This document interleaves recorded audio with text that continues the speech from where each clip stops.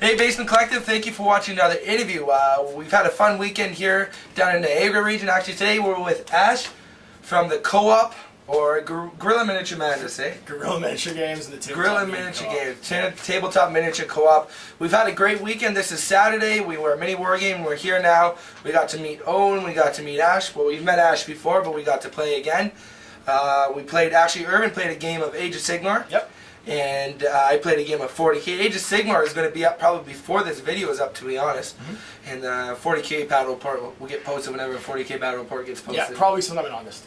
But anyways, quick interview with Ash now. We don't take up too much of his time, but he was gracious enough to let us record a quick interview. So Ash, I know it's been, this is a new project for you. A month and a half you started this ago? I started the co-op in May. And I basically spent the first month recording content. So if you guys don't know my channel or who I am, I'm basically a stay-at-home dad. And what I do to help support my family is I create video content. Now, people support me through Patreon, so people that like my content, basically they make sure that everybody else keeps getting it for free. There'll be a link in the description to all of this. Yeah, and what I do is I spend about 2.5 days a week shooting videos, and then while I'm at home watching my kids and my wife's at work, I will do my editing and uploading and all that fun stuff. So I spent the first month building up a month's worth of content, and then what that allows me to do is always be a month ahead. So usually when I'm shooting content, like when you guys are shooting, you'll see it the month after it's actually coming out. So content's coming out a month later. And I share this space. I actually created the co-op. It's got a recording studio, which we're standing in right now, workbench areas for painting, airbrushing, casting, all that stuff, which I share with a couple other media producers for their own channels. So I have Gorilla Miniature Games. Mike from Epic Duck Studios runs a painting service that also uses the co-op area. He's in the process of starting a 40k escalation league.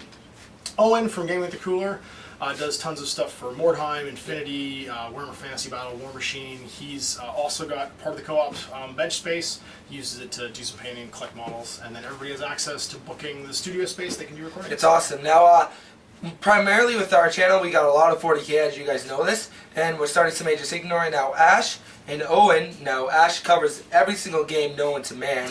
He owns more miniatures than probably most stores do by far. Like, even in the bathroom, there's about a stack this high off the floor, of just cases. The old Games Workshop small cases. Yep.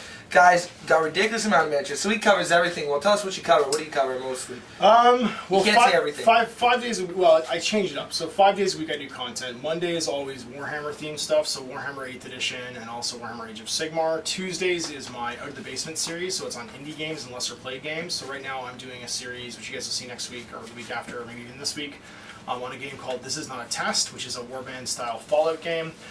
Games like Cool Mini Aeronauts Dark Age, I've done Malifaux on that day before, looking at other indie games such as Pulp Alley, smaller, lesser played, small scale games like Drop Zone Commander, stuff like that. Wednesday is 40k, so that's Dark Millennium. That's when I do my 40k series, and then any other 40k themed games. Like if I do a Kill Teams campaign, it'll be on that day of the week. Stuff like that. Thursdays is Throwback Thursdays, so that's like a thing I learned that young people hashtag their Twitter, which is like TBT. That's right, hashtag TBT. And I learned that didn't mean, I thought it meant turn back time. Because I'm old, I don't know how these things work.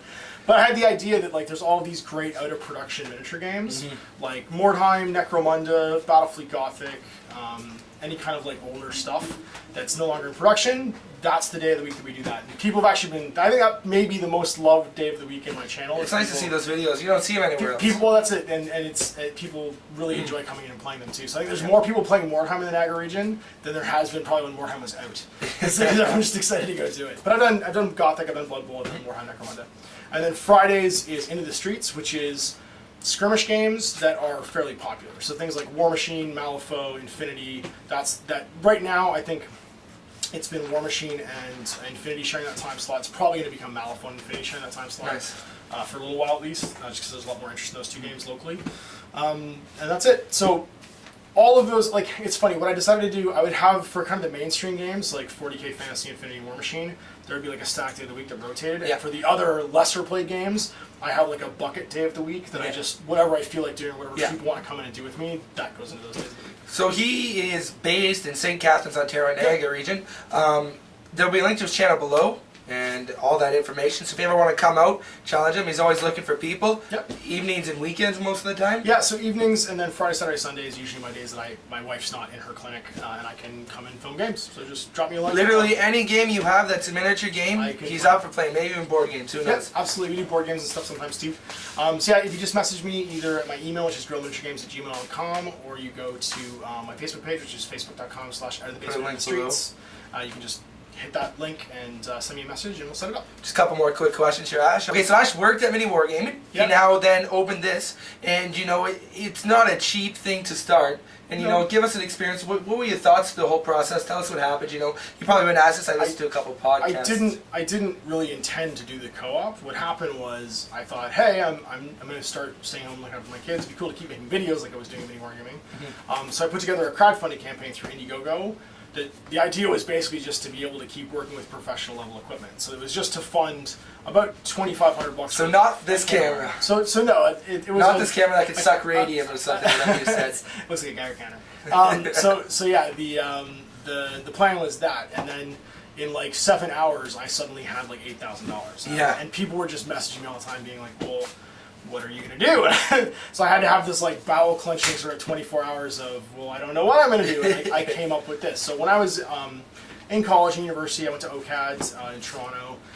Artist co-ops and shared workspaces are a big thing in a big city like Toronto, and that was my idea. I knew there was other local media producers and people doing gaming stuff. If you're in the Niagara region, you're near Mini Wargaming, there's lots of people doing this. Yeah. So I'd had experience with co-ops and with just shared workspaces before, and I thought, well, people seem to want to keep me doing this. I should pay forward that goodwill too, and put something together that other people can use and make advantage and keep creating. Because I think it's a really brave and interesting thing just to go and make something and put it out there. And, it is, and do it.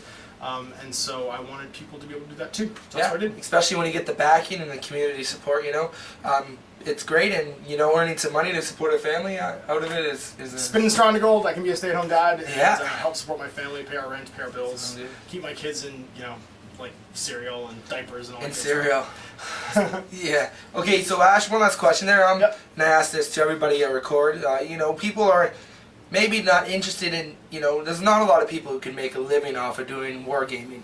Nope. So that's not going to be the question. But the question is, somebody who wants to start a YouTube channel, fairly successful, maybe get some subscribers and so forth, or even maybe have a little Patreon on the side, a little bit of extra funds to support the hobby and to make better videos. What would be some advice you'd give to them? Do it about video games. Do it about video games. It's hard. Video games are so boring. I know. Well, but it's hard, guys. To try and do a mass market thing like YouTube in a niche channel, you either have to already have been part of the industry. So I spent 13 years with Games Workshop, and I'm part of the industry. So I know a lot of people and a lot of stuff about the miniature wargaming market. That's helped me to be able to do this. Not everyone can just go and do that. So to try and be successful in something like YouTube, I think you need to pick something that's got a mass market appeal. So for instance, if you look at channels like Geek and Sundry, they are appealing to a much broader market of board games. You cater to everything. Some stuff that's just sort of interesting to that geek culture mentality in general. Whereas to just do miniature wargaming, you're going to find yourself kind of pigeonholed. So if I was gonna give advice to people trying to break into that YouTube sort of channel thing, it's don't be the guy that plays one game. If you're only interested in one game, and especially if that game is the most filmed and put together game, like 40K, don't just do that game, because there's so many people out there doing it. You have to do something that makes you different. Like you need a gimmick. It's not a gimmick. You have to offer a product no one else is offering. Sounds good. Yeah. So basically, have a better camera than us. Don't do just 40K like us, and you'll be successful.